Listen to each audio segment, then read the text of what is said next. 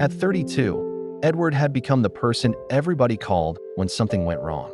If his mother needed help with something at home, she called Edward.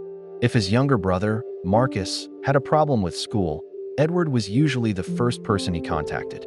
If his sister, Claire, needed money for something important, Edward would somehow try to help. Even his friends had started doing the same thing. And the strange part was that Edward wasn't a rich man. He worked for a small building materials company and earned an ordinary salary. After paying his rent, transportation, food, and other personal expenses, there wasn't much left. But somehow, whenever somebody needed help, Edward would find a way. Sometimes it meant using his savings.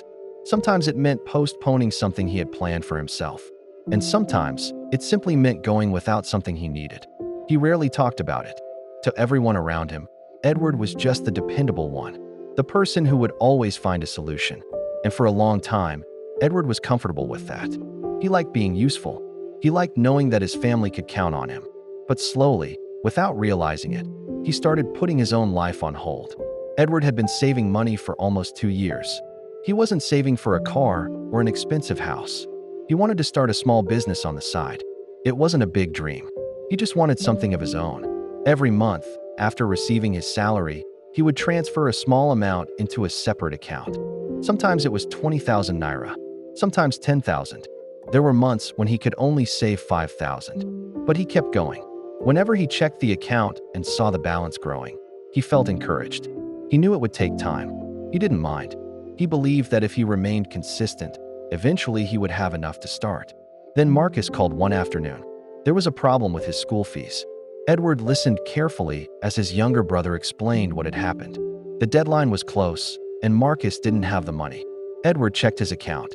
Then he checked the separate account where he had been saving for his business.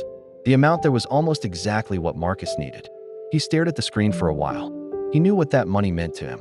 It represented months of saving, months of telling himself to be patient. But Marcus was his younger brother. So Edward transferred the money. That evening, he sat quietly in his room and looked at the account balance. Almost everything he had saved was gone. He didn't complain. He simply told himself that he would start saving again. There would always be another opportunity. At least, that's what he believed. A few months later, his mother needed help with the rent. Edward had just started rebuilding his savings. Then another expense came. He sent what he could. His mother thanked him. She told him she appreciated everything he was doing for the family. Edward smiled when he heard that. But after the call ended, he looked at his bank account again. The amount was getting smaller. He had started noticing something. Whenever he made progress, something else seemed to come up. And somehow, his own plans were always the first thing he postponed. Then there was Claire. She wanted to learn a skill and needed money to get started. Edward didn't have enough to cover everything, but he gave her part of what she needed. Claire was grateful. She promised that once she started making money, things would become easier. Edward believed her. He always believed people. That was one of the things about Edward. He didn't like making people feel abandoned. If someone came to him with a genuine problem, he found it difficult to turn them away. And his friends knew that. One of his closest friends, Victor, had once called him late one evening. Victor was having trouble with his rent. Edward was not comfortable financially at the time, but he still sent him some money. Victor promised to pay him back the following month. The following month came. Victor didn't mention the money. Edward didn't ask. Another month passed. Still nothing. Then, one afternoon, Victor called again. This time, he had another problem. Edward listened. He wanted to help, but something inside him hesitated. For the first time, he started thinking about all the money he had given out. Some had been returned, some hadn't, and some people had simply moved on as if the help had never cost him anything. Edward still helped Victor, but after the call ended, he sat quietly for a while. He wasn't angry with Victor. He was beginning to wonder about himself. Why was it always so easy for him to put other people's needs ahead of his own? By the time Edward turned 32, the business he had planned to start was still just a plan. The money wasn't there anymore. The idea was still there. The dream was still there. But it had been pushed aside so many times that Edward had almost stopped talking about it. One Saturday, his friend Adrian visited him. They were sitting outside Edward's apartment, talking about life and work. During the conversation, Adrian remembered the business Edward had once talked about. He asked how it was going. Edward laughed. He explained that he hadn't started yet. Adrian was surprised. It had been almost 2 years. Edward simply said that he would get around to it. But even as he said those words, he knew that he had been saying the same thing for a long time. A few weeks later, Marcus called again. This time, Edward had just returned from work. He was tired. His salary had not yet come, and there wasn't enough money in his account. Marcus needed help. Edward checked his balance several times, almost hoping the numbers would somehow change. They didn't. For the first time, Edward told his brother that he couldn't help. Marcus was disappointed. Edward understood. But the conversation stayed with him long after the call ended. Not because Marcus had done anything terrible, but because Edward suddenly realized something. People had become so used to him helping that his inability to help now felt unusual. His kindness had become an expectation, and that realization hurt more than he expected. A few days later, his mother called. She had heard that Edward couldn't help Marcus. But instead of asking him for an explanation, she asked how he was doing. Edward almost gave his usual answer. He almost said he was fine, but this time he didn't. He told his mother that he had been struggling financially. He explained that he had postponed his business several times because there was always somebody who needed help. He told her that he didn't regret helping the family. That wasn't the problem. The problem was that he had forgotten to make room for himself. His mother listened. For the first time, she realized that the son she always considered strong had been carrying more than she knew. She apologized, and Edward didn't need a long speech from her. Just hearing that she understood was enough. After that conversation, Edward didn't suddenly become a different person. He didn't stop helping his family.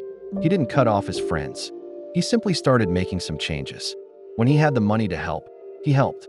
When he didn't, he became comfortable saying no. He stopped borrowing money just so he could give money to someone else. He started saving again. This time, he opened another account specifically for his own plans. And whenever an unexpected request came, he thought carefully before touching that money. It wasn't easy at first. Sometimes he still felt guilty. Sometimes people were disappointed. But Edward slowly learned that being a good person didn't mean being available for every problem. A few months later, Edward finally started the small business he had been planning for years. It wasn't impressive. There was no huge opening, no crowd, no expensive office. It was just a small beginning. But every time Edward looked at it, he felt something he hadn't felt in a long time. He felt that his own life was finally moving. His family was still his family.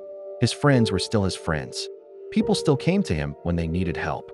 The difference was that Edward had finally learned to ask himself an important question before saying yes. Can I actually afford to do this? And sometimes the answer was yes. Sometimes it was no.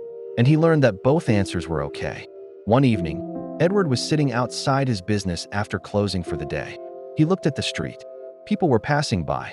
Cars were moving. Shops were closing. It was an ordinary evening. Nothing dramatic had happened. But Edward found himself thinking about the past few years.